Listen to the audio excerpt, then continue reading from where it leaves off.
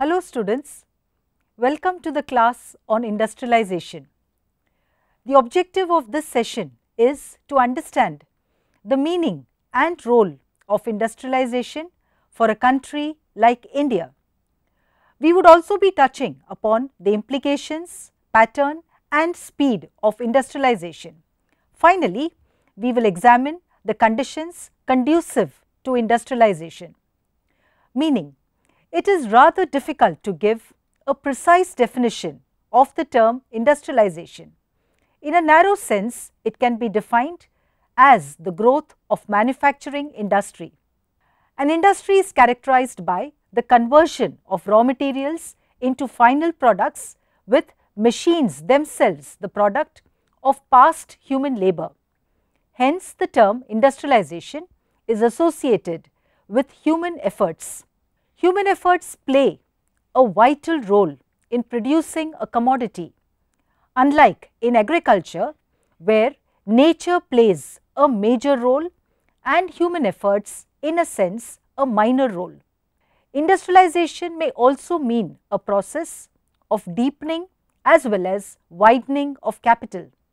The deepening process is one where more capital is used per unit of output, while the widening process means that capital formation grows along with the increase in the output of final goods.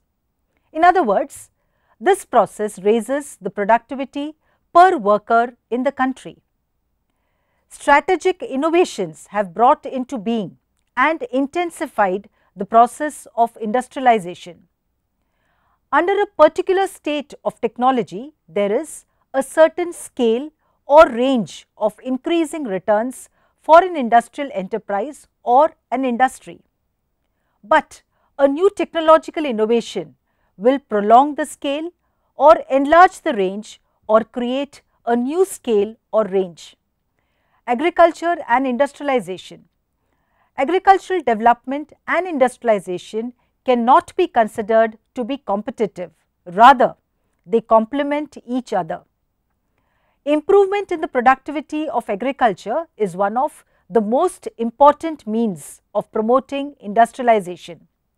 In fact, unless agriculture is modernized substantially, industrial expansion in most developing countries is likely to proceed at a slow speed due to the lack of purchasing power in the hands of the majority of population. At the same time, agricultural improvements cannot go very far unless there is industrial development to take up the released manpower and to provide a solid technical base for the equipment and services essential for modernized agriculture. In the short run, the relationship may be competitive, since the assistance given by the state to one sector of the economy may be at the expense of the other. But in the long run, which is of prime importance, it is complementary. It has been marked in the economic history of many industrialized countries that improvement in agriculture fostered and smoothened the way for the evolution and growth of industry. Role and significance of industrialization. There is a strong case for the industrialization of countries like India with vast manpower, large and varied resources and continental dimensions. The traditional pattern of growth through trade is out of place now, as rising levels of per capita consumption have gradually transformed the composition of demand for goods and services, and as technological changes have resulted in the more economic use of new materials or the creation of synthetic substitutes, the growth of import demand of the advanced countries for most primary products has lost the momentum of the earlier period. Thus, in view of the unfavorable trends in world trade of primary commodities, industrialization is the only effective answer to the problems of developing countries. They can no longer depend upon trade for their development. They have to activate dynamic elements within their economies. Some of the arguments put forth in support of industrialization are: 1. Raising income. Industrial development can provide a secure base for a rapid growth of income. In the sphere of industries, man can, by putting in more effort and application of ever improving technology, push on with the objective of producing more and more economic goods. Again, it is in this sphere that it is possible to enlarge the scale of production so as to reap the benefits of large scale production. Empirical evidence, world development reports suggests a close correlation between high level of income and industrial development. 2. Meeting high income demands. Beyond certain limits, the demands of the people are usually for industrial products alone. After having met the needs of food, incomes of the people are spent mostly upon non-food items. In other words, the income elasticity of demand of manufactured goods is high and that of agricultural products is low. 3.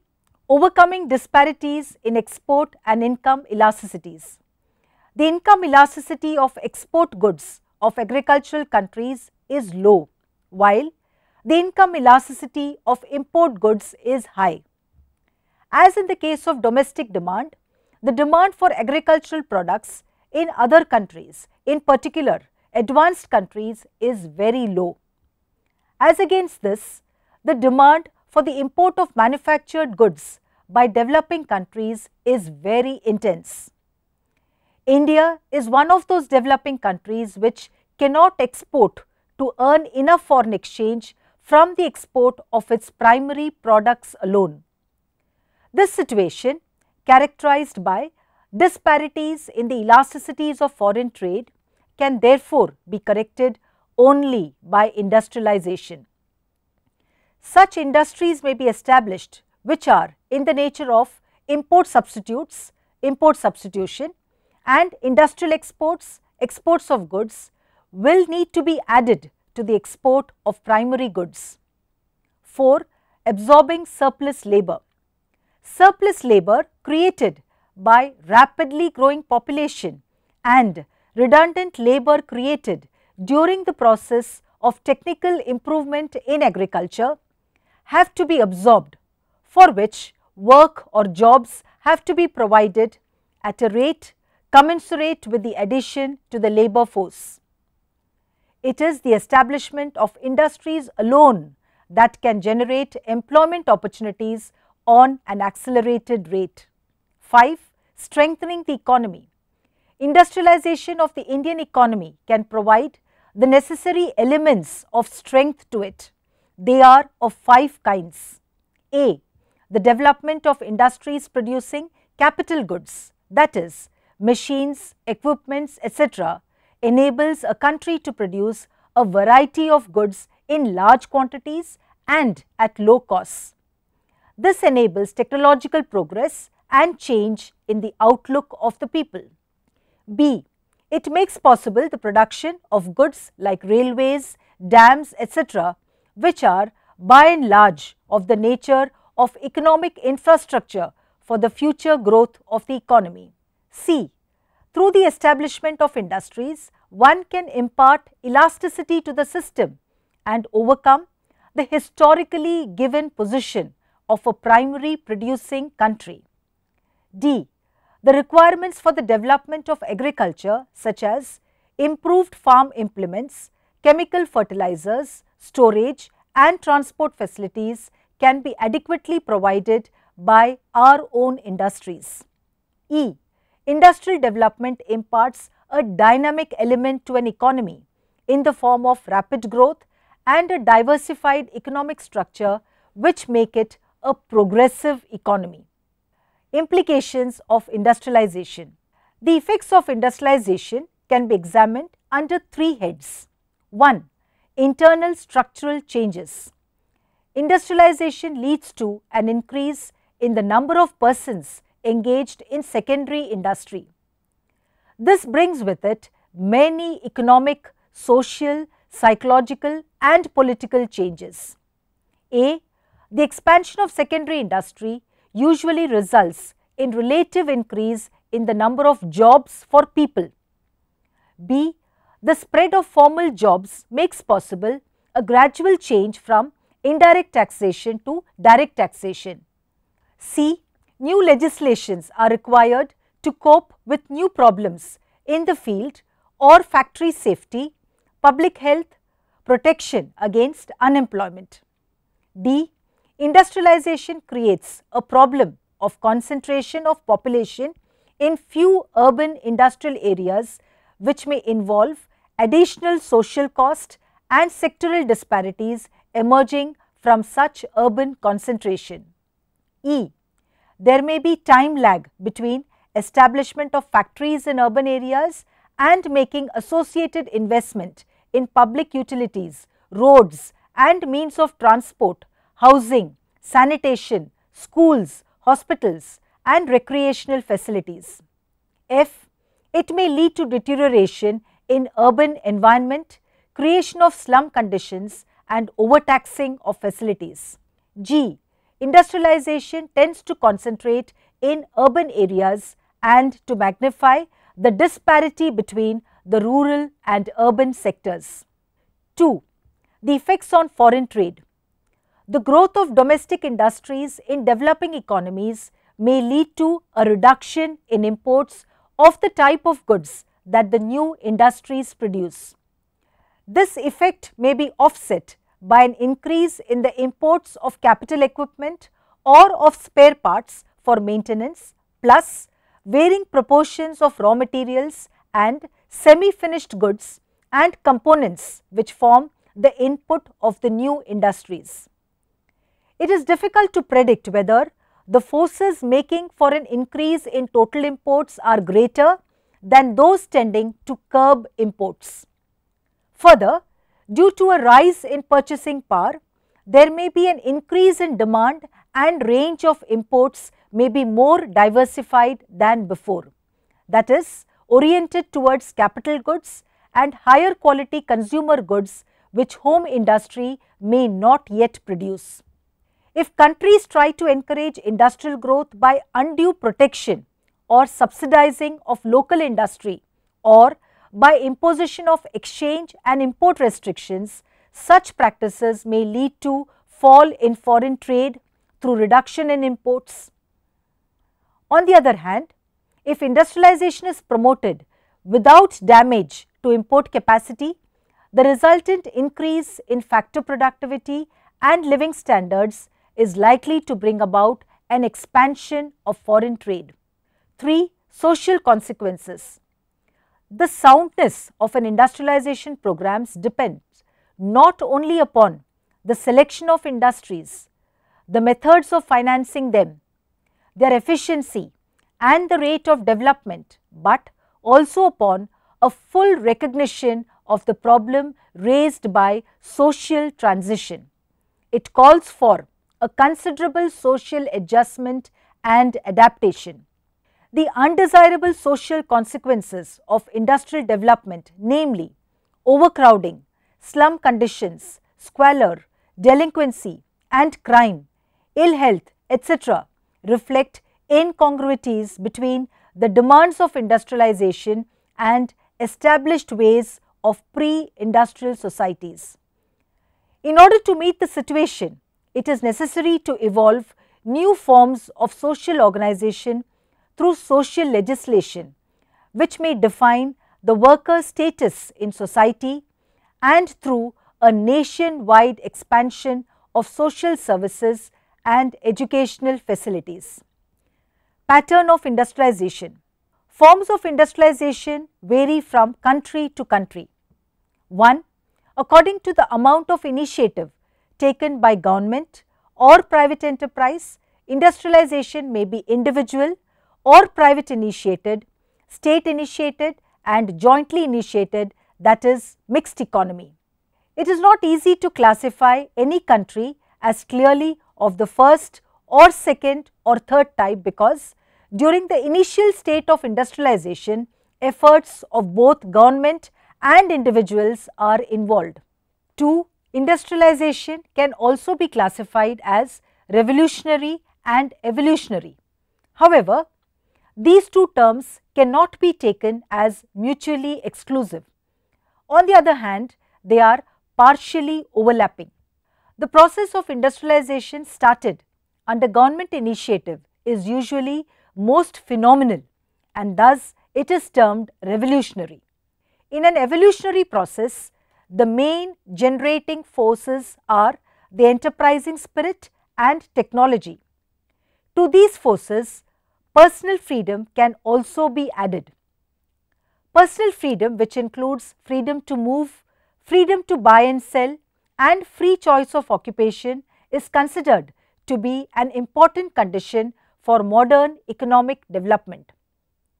While there is now almost universal agreement on the importance of industrialization, there is still much debate regarding the proper pattern of industrial development. Historically, industrial development has proceeded in 3 stages. 1. In the first stage, industry is concerned with the processing of primary products. 2. The second stage comprises the transformation of materials. 3. The third stage consists of the manufacture of machines and other capital equipments to be used not for the direct satisfaction of any immediate want, but in order to facilitate the future process of production. Though the general development of industry itself has proceeded from consumer goods to the capital goods, there are many variations of this pattern, both in terms of time taken to attain later stages and in terms of relative importance of each of the stages. The Soviet pattern of industrialization involves a straight jump from the first to the third stage, while the British pattern is that of a gradual evolution. Similarly, developing countries may also evolve a different pattern of industrialization suitable to their economic conditions.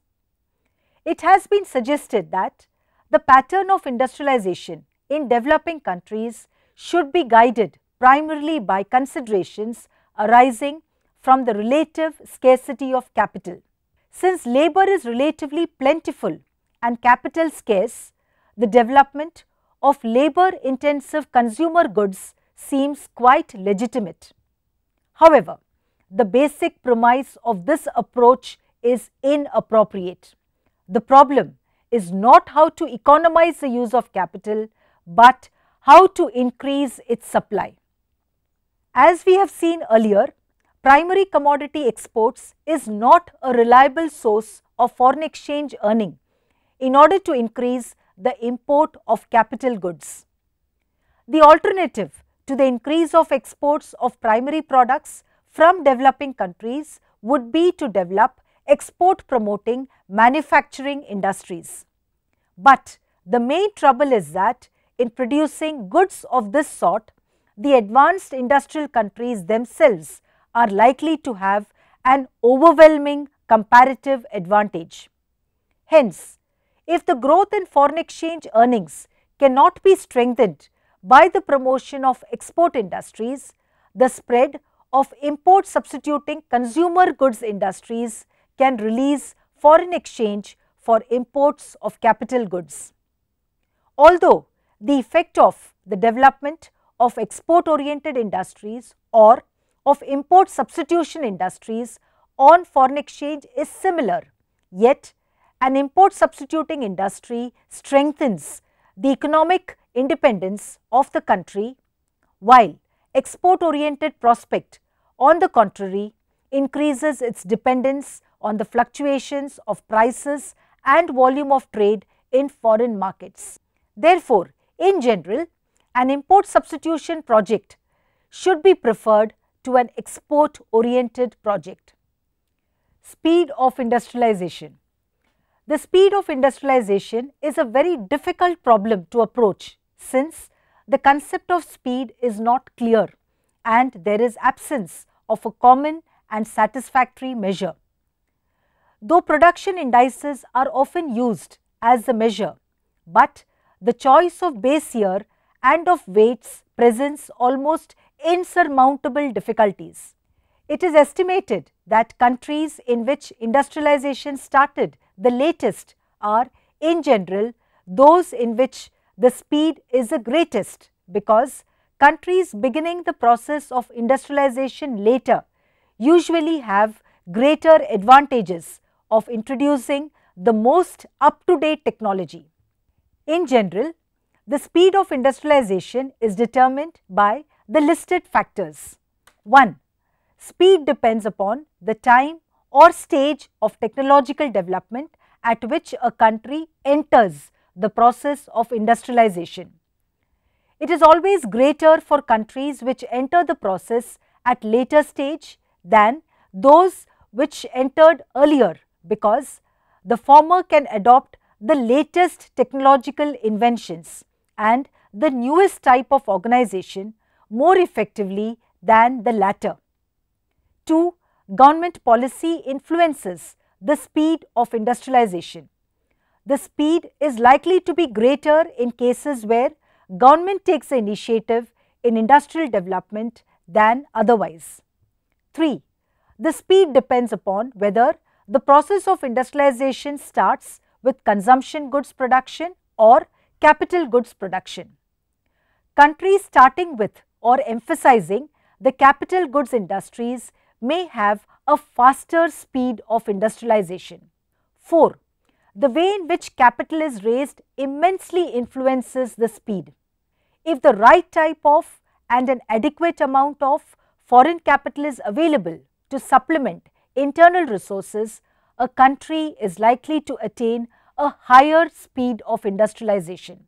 5. Finally, the speed of industrialization of a country depends in no small measure upon its human resources and their potentialities for development. The capital stock of an industrially advanced economy is not its physical equipment, but it is the quality of human resource determined by its knowledge, skills, training and effort. Measures conducive to industrialization. Several measures and policies have been designed to speed up the industrialization process. Their applicability and effectiveness, however, differ from one country to another, depending among other things upon its industrial status, its size and resources, the relative incidence of the obstacle and the extent to which its government is prepared to guide or participate in its economic life.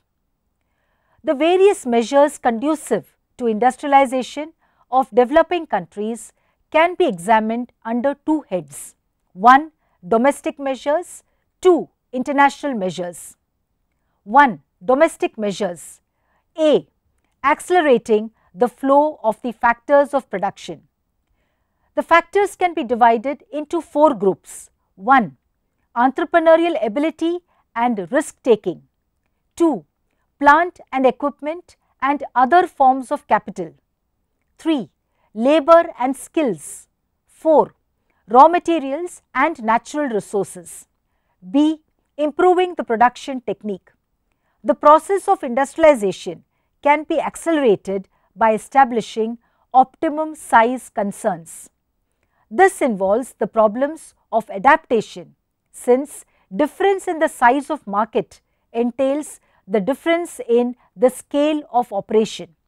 The role of small scale industry using modern techniques cannot be overemphasized in an industrialization program.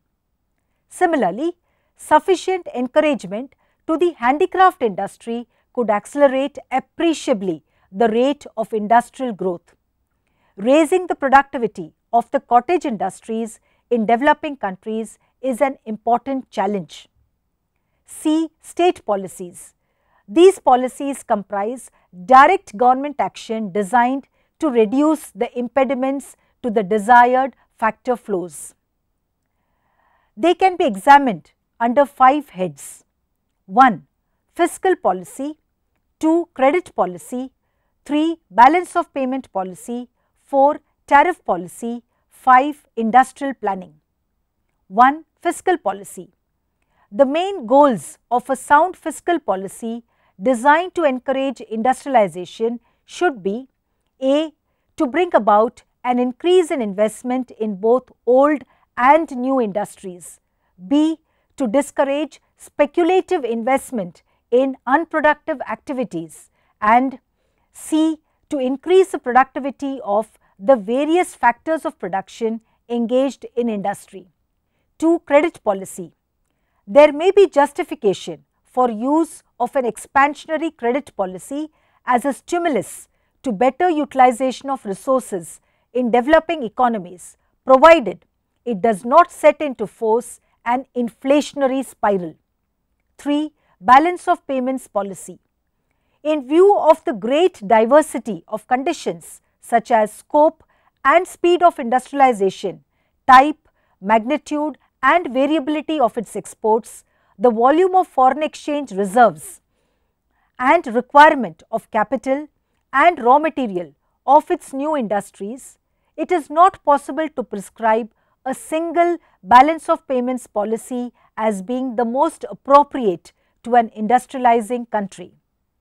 Each country has to work out a policy sufficiently flexible to suit its changing economic conditions. 4.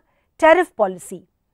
The mere erection of a high tariff wall is not adequate in itself to bring about any industrial investment in a developing economy. The necessary resources must be available before an infant industry, which is to be protected, can be brought into being. 5. Industrial planning. Industrialization plans should provide for 4 key sets of considerations. A. Balanced development of various sectors of the economy. B. Reasonable rate of industrial growth. C. Order of priority in which industries are established, and D. Extent of industrialization aimed at. 2. International measures. External force helping to shape the course and influence the speed of the industrialization process can be grouped into 2 classes. 1. The role of industrial countries. By influencing the commodity and factor assessment, the industrial countries can affect the industrial growth in developing countries. 2. The role of international organizations. The international organizations such as the World Bank or the International Bank for Reconstruction and Development (IBRD), the International Finance Corporation, the International Monetary Fund (IMF), to name a few, play an important role in the industrialization of the developing countries by providing the direct financial or technical aids, by facilitating the exchange of ideas, by disseminating the lessons learnt by the individual countries in the course of their industrialization programs, and by engaging in comparative research. Conclusion. Students, we can now conclude that though the general development of industry itself has proceeded in 3 broad stages, from simple process of raw materials through the transformation of goods for direct satisfaction of consumer needs to the more elaborate fabrication of heavier capital goods, there are many variations of this pattern, both in terms of time taken to attain later stages and in terms of relative importance of each of the state. Development plans for industry must be coordinated with plans for the development of agriculture, mining, transport, power and all other sectors of the economy. With this, we come to the end of this session on industrialization. Thank you.